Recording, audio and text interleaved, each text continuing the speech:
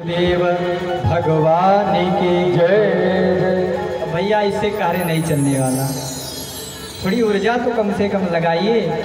श्रोता भले कम है लेकिन उस रहना वाले किसी से कम नहीं है, थोड़ा ताकत लगा में बोलिए गुरुदेव भगवान की जय।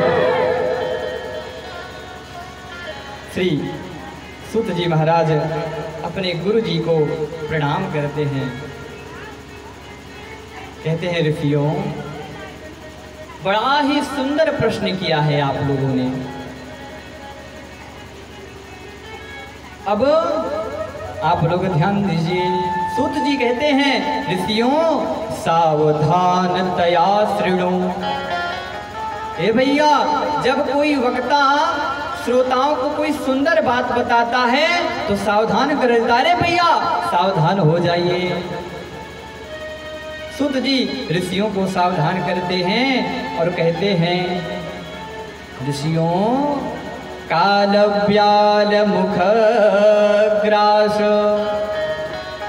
त्रास निर्णास हे तवे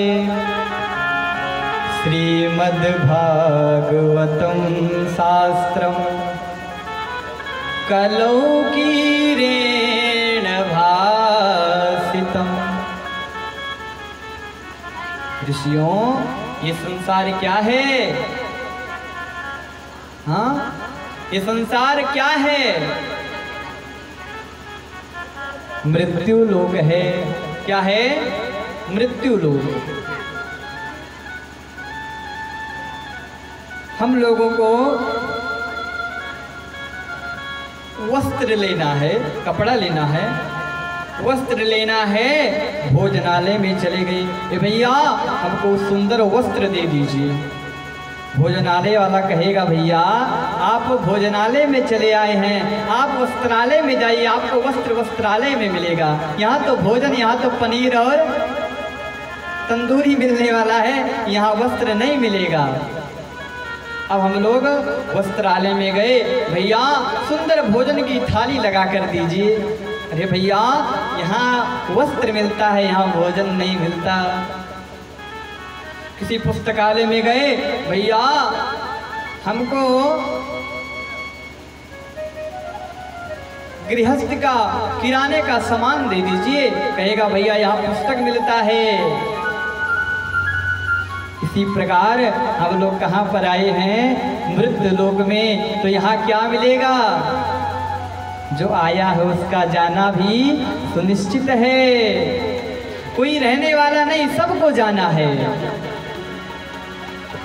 कोई भी रहने वाला नहीं है। क्या भरोसा है इस जिंदगी का, कोई भरोसा नहीं है। दम निकल जाएगा आदमी का, दम निकल जाएगा आदमी का। क्या भरोसा है इस जिंदगी का, क्या भरोसा है इस जिंदगी का। दम निकल जाएगा आदमी का, दम निकल जाएगा आदमी का। क्या भरोसा है इस जिंदगी का, क्या भरोसा है इस जिंदगी का।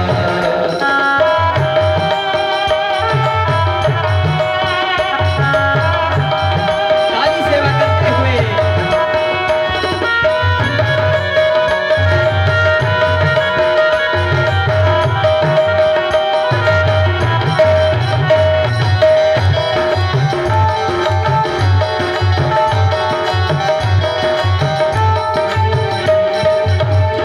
सांस रुक जाएगी चलते चलते, सांस रुक जाएगी चलते चलते, सांस रुक जाएगी चलते चलते, सांस रुक जाएगी चलते चलते। सम्मा बुझ जाएगी जलते जलते, सम्मा बुझ जाएगी जलते जलते। नाम रह जाएगा आदमी का, नाम रह जाएगा आदमी का।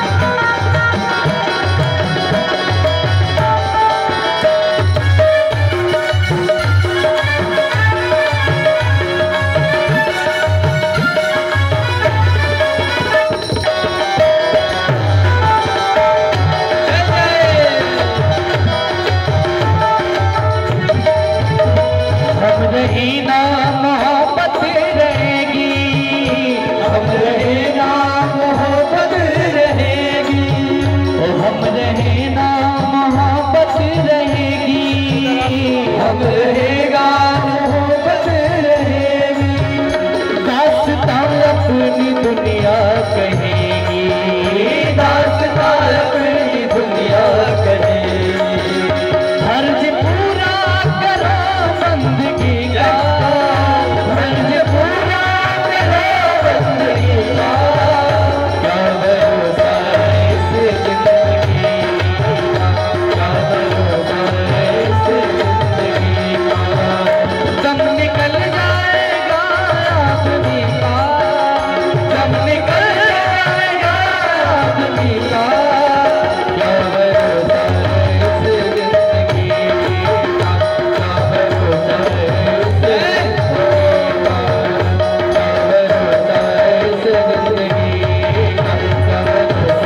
इस जिंदगी का, क्या भरोसा है इस जिंदगी का, क्या भरोसा है इस जिंदगी का। बोल भक्त वत्सल भगवान की।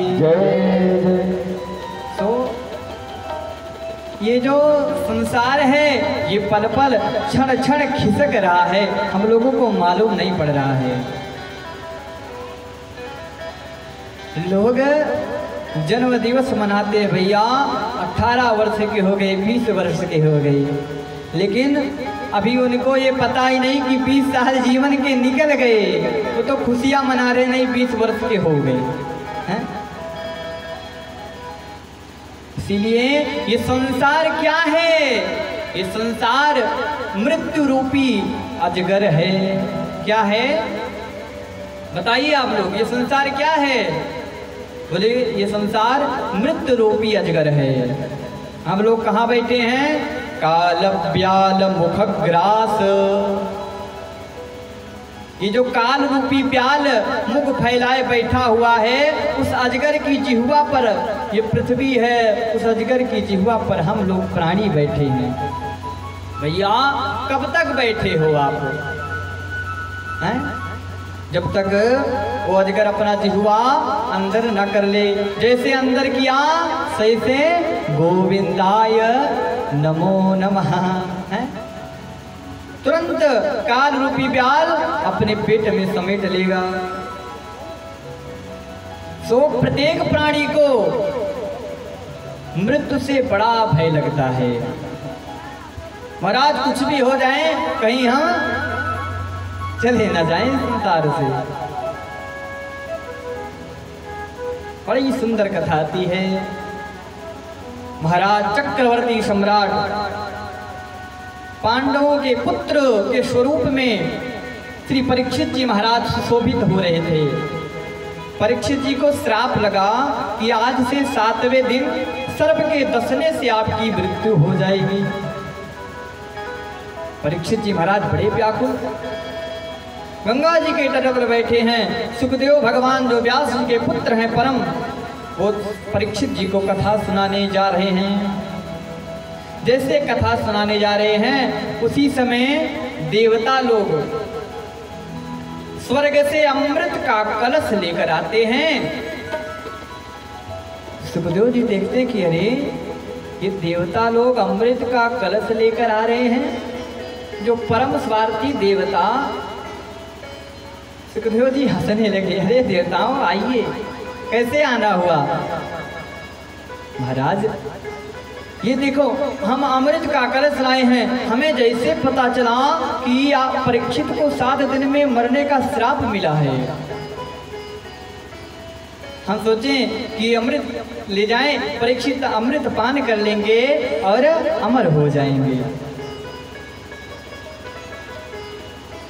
सुखदेव जी बड़े आश्चर्य, जो देवता इतने स्वार्थी हैं, इनका कोई स्वार्थ ना हो तो कोई कार्य करते ही नहीं। इतने स्वार्थी देवता, स्वर्ग से जिसका महत्व है, जिसे के ही लिए व्यक्ति स्वर्ग में जाता है, वो अमृत जिसके लिए समुद्र मंथन हुआ, देवासुर संग्राम हुआ, महाराज युद्ध छिड़ गया, ऐसा अमृत ये इतने आसानी से ले आए कि परीक्षित को पिला दीजिए, मुक्त हो जाएं। तुरंत सुखदेव भगवान आश्चर्यचकित, तब तक देवताओं ने प्रस्ताव रख दिया, ये महाराज प्रपस्यामो वयम सर्वे श्रीमद्भागवतामृतम।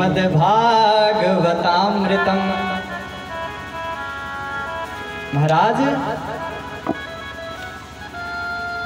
ये अमृत परीक्षित को पिला दीजिए, और ये आप कथा अमृत परीक्षित को पिलाने जा रहे हैं, ये कथा हमें दे दीजिए। अब तो सुखदेव भगवान क्रोधित हो गए, अरे क्या कर रहे हो आप लोग, ये क्षणिक तुम्हारा अमृत है, ये अमृत तुम्हारा इस कथा की कोई बराबरी नहीं कर सकता। क्यों? हम लोग अमृत पा गए, अमृत पी लिए, क्या हो गए? अमर हो गए। कहाँ गए? स्वर्ग में गए, स्वर्ग में पहुंच गए। माता हूं, सभी लोग ध्यान देंगे, किसी व्यक्ति की मृत्यु हो जाए, व्यक्ति लिखते हैं स्वर्गीय अमुक नाम लिख देते हैं।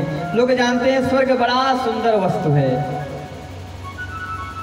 स्वर्ग भोग भूमि है। क्या है? स्वर्ग किसकी भूमि है? बताएंगे भैया लोग, स्वर्ग किसकी भूमि है? भोग की भूमि है। और ये पृथ्वी लोक, ये कर्म की भूमि है।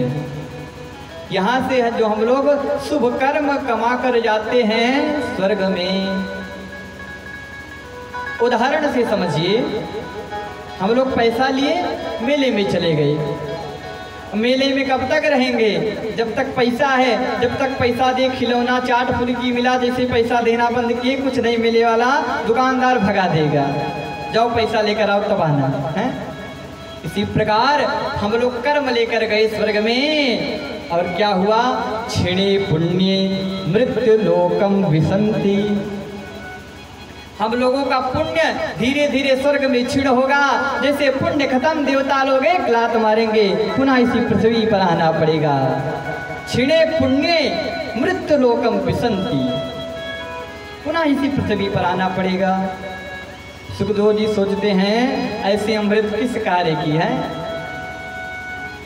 अरे देवताओं, तुम लोग श्रोता बन करके आते, मैं अवश्य ये कथा सुनाता, तुम लोग तो सौदागर बन करके आए हो।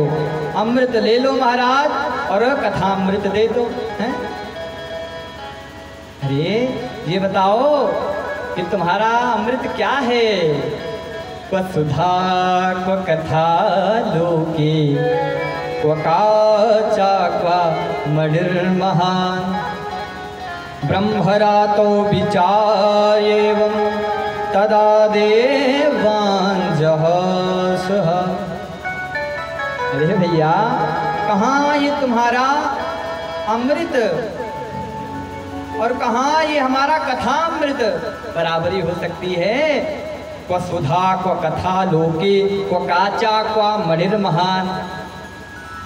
भैया, कोई कांच का टुकड़ा ले लीजिए और कोई बहुमूल्य मणि हीरा रख दीजिए, क्या उठाएंगे? माताएं बताएं, हीरे तो उठाएंगे कि कोई कांच का टुकड़ा उठाएगा है?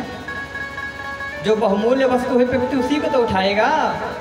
तो ये कथा क्या बताया व्यास जी? बोले ये कथा मणि के समान है, और ये अमृत ये कांच के टुकड़े के समान है। देवताओं, इस कथा में और सुधा अमृत में बराबरी नहीं हो सकती। डांट करके महाराज भगा दिया देवताओं को, लेकिन कथा नहीं दिया। देवता लोग क्रोधित होकर के ब्रह्मा जी के पास गए। अरे ब्रह्मा जी, आज सुखदेव जी ने हमको भगा दिया, वहां से कथा नहीं सुनने दिया। महाराज, क्या विशेषता है इस कथा में? ब्रह्मा जी बोले, भैया अब इसका तो एक ही कार्य है। अब पहले हम निर्णय तब ही लेंगे जब इस कथा का परिणाम देखें। एक काम करो, 7 दिन तक परीक्षित को कथा सुनने दो, इसके बाद निर्णय करेंगे कि क्या परिणाम निकलता है। 7 दिन तक कथा सुखदेव जी परीक्षित को सुनाते हैं। 7 दिन कथा सुनाए। 7वें दिन राज्ञो मोक्षम तथा वीक्ष्य पुरा धातापि विस्मिता सत्यलोके तुलां बद्ध्वा तोलयत् साधनाञ्जया। महाराज परीक्षित का मोक्ष हो गया। ब्रह्मा जी देखे आश्चर्यचकित हो गए। अरे इतनी सुंदर कथा की परीक्षित ने 7 दिन श्रवण करी और उनका मोक्ष हो गया। राज्ञो मोक्षम, राजा का मोक्ष देकर के पुरा धातापि विस्मितः, ब्रह्मा जी भी आश्चर्यचकित हो गए। ब्रह्मा जी उसी समय एक तराजू लेते हैं। उस तराजू पर जितने भी 17 पुराण, 4 वेद, उपनिषद सब कुछ एक पल्ले पर रखा। दूसरे पड़रे पर भागवत जी की पोथी को रखा। जैसे उठाया लघुनियन्यानि जातानि गौरवेण इदं महत् तरार्षिगणा सर्वे विस्मयं परमं ययो। ब्रह्मा जी आश्चर्यचकित हो गए। अरे ये तो भागवत का पल्ला भारी पड़ गया, समस्त शास्त्रों का पल्ला ऊपर उठ गया। तुरंत ब्रह्मा जी घोषणा कर देते हैं, वे निरे भगवत रूपम शास्त्रम भागवतम गलो। ये भागवत कथा ही श्रेष्ठ है। बोल भागवत भगवान की जय हो। कंजूसी आप लोग करते हैं, कल दैनिक जागरण में निकलवाया जाएगा। बोल भागवत भगवान की जय। ये भागवत कथा ही सर्वश्रेष्ठ है। ब्रह्मा जी घोषणा कर देते हैं। अब श्री सनकादिक ऋषि सूत जी से प्रश्न करते हैं, ये बताइए ये कथा आई तो, लेकिन ये कथा 7 दिन में सुनने की परंपरा कैसे प्रारंभ हुई? कब से प्रारंभ हुई, कैसे प्रारंभ हुई, क्यों प्रारंभ हुई? सर्वप्रथम इस कथा को किसने सुना, क्यों सुना? सूत जी महाराज ऋषियों से कहते, भैया एक बार श्री नारद जी महाराज इस कथा को सनकादिक ऋषियों से, हम लोगों से ही सुने। सनकादिक ऋषि कहते हैं जितने भी ऋषि मुनि थे तब आश्चर्यचकित। अरे भैया वो नारद जी महाराज जो एक क्षण कहीं रुकते नहीं, वो 7 दिन तक बैठकर महाराज एकत्रित कथा कैसे सुना? और सुना तो क्यों सुना? सूत जी ऋषियों को सुनाते हैं। व्यास जी लिखते हैं, एकदा ही विशालायां चत्वार ऋषयो मला सत्संगार्थं समायाता ददृशुस्तत्र नारदम्। एक समय की बात है, एक बार विशालपुरी बद्री नारायण धाम जो उत्तराखंड में स्थित है, उस विशालपुरी बद्री नारायण में सनकादिक 4 भाई सत्संग करने की इच्छा से बैठे थे। उसी समय उन्होंने श्री नारद जी महाराज को देखा। नारद जी महाराज इस मृत्यु लोक में सर्वत्र भ्रमण करने आए थे। नारद जी का मुख एकदम निराश, एकदम लटका हुआ मुख नारद जी का। विशालपुरी बद्री नारायण की तरफ आ रहे थे। सनकादिक 4 भाई देखते हैं, अरे महाराज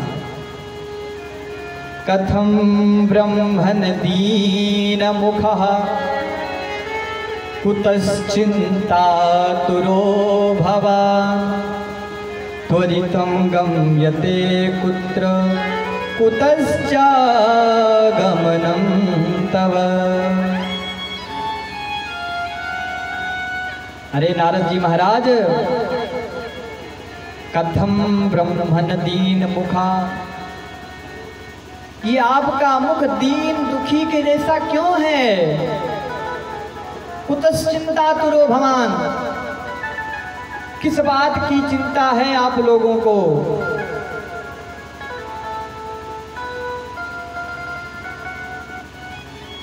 और त्वरितम गम्यते पुत्र, आप कहां से आ रहे हैं?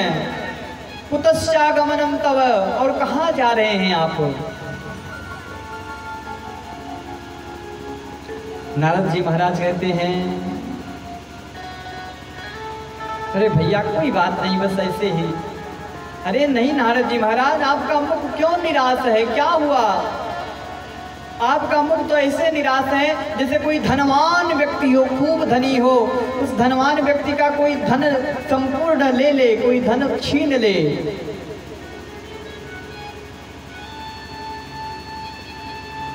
गत वित्तो यथा जना, आपका क्या चोरी हो गया जो आप इतने निराश हैं? और नारद जी महाराज, आखिर आपका क्या चोरी हुआ? ना आपके पास कोई घर है, दुनिया में सब देवताओं का मंदिर है, सारे राजा महाराजाओं का महल है, लेकिन श्री नारद जी महाराज आज तक उन्होंने न कोई अपना, देखिए सब लोग बड़ा तीर्थ किए होंगे, कहीं नारद जी का मंदिर कहीं दिखा किसी को है? जो आज तक अपने लिए एक झोपड़ी भी नहीं बनवाए। ऐसे नारद जी महाराज आपका क्या खो गया? और आपका तो ऐसा धन है जो कोई चुरा नहीं सकता। संतों के पास धन हो कोई चुरा ले, लेकिन उनके पास ऐसा धन होता है कोई कितना प्रयास करे महाराज चुरा लूं, नहीं चुरा पाएगा। संतों के पास, अच्छा सुखी कौन है? हमने क्या कहा था? सुखी राम के दास। संत किसके दास हैं? भगवान के दास होते हैं संत। संतों का एक धन बड़ा सुंदर होता है, हमारे भगवान के नाम का धन, वही उनका धन होता, वही हमेशा जमा करते रहते हैं वो सब अपने अकाउंट में सुमरनी के माध्यम से। माताएं अयोध्या जाती होंगी, जो बड़े बड़े संत सुमरनी ले रहते हैं, सुमिरा करते हैं भगवान का नाम। एक ही धन है, संतों का क्या धन है? आइए हम लोग संतों का धन जानते हैं, ताली की सेवा करते हुए, और धन जानते हैं। संत गाते हैं, हमारो धन राधा श्री राधा श्री राधा, हमारो धन राधा श्री राधा श्री राधा, हमारो धन राधा श्री राधा श्री राधा। से सब लोग परम धन राधा राधा राधा राधा राधा, परम धन राधा राधा राधा राधा राधा, हमारो धन राधा श्री राधा श्री राधा, हमारो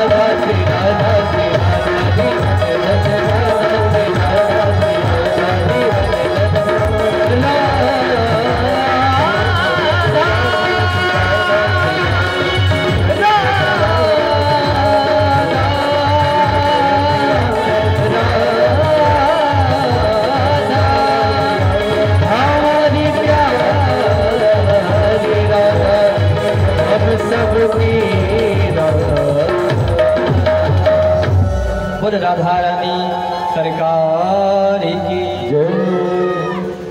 संतों का एक ही धन है, कौन सा धन? भगवान के नाम का धन। नारद जी महाराज कहते हैं भैया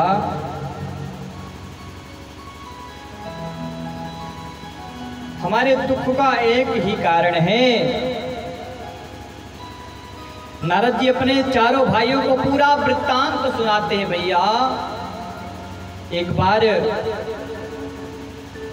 मैं ब्रह्मलोक में था, मेरे मन में विचार धारणा उठी कि लाओ देखिए ये कथा जो है सत्संग ये केवल मृत्यु लोक में ही सुलभ है और कहीं भगवान की कथा नहीं है, केवल और केवल मृत्यु लोक में।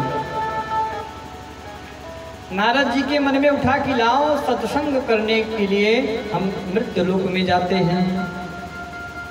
नारद जी महाराज कहते हैं भैया मैं इस मृत्यु लोक में आया, जितने तीर्थ हैं सर्वत्र तीर्थों में नारद जी महाराज आते हैं। पुष्करम च प्रयागम च काशीं गोदावरीं तथा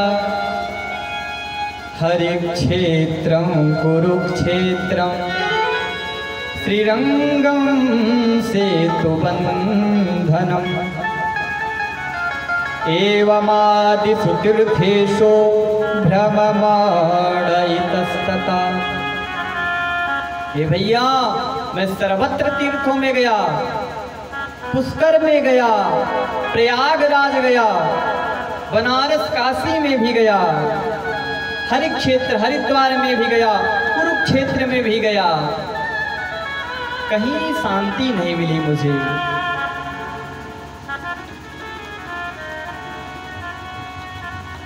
मैं आया था शांति पाने के लिए, लेकिन ये जब से कलिकाल आया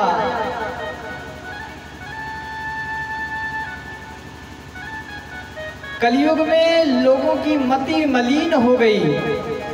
कलि केवल मलमूल मलिना पाप पयो निधि जन्मन हीना। कलयुग में लोगों की मति मलिन हो गई। जो द्वापर में त्रेता में सतयुग में ब्रह्मचारी कहलाते थे, इस कलिकाल में मैं देखा कि दर्जनों दर्जन संतान उन्हीं की यहाँ हुई है जो ब्रह्मचारी हैं, जो विरक्त हैं, जो महात्मा होते थे, जो बैरागी होते थे, जिनके पास एक झोपड़ी होती थी। इस कलिकाल में देखो तो जो विरक्त हैं उनका सबसे बड़ा महल उन्हीं का है। जो पद यात्रा करते थे वो फॉर्च्यूनर फरारी ऑडी में घूम रहे हैं। ऐसा कलिकाल आ गया। और सबसे बड़ा आश्चर्य तब देखा जब इस कलिकाल में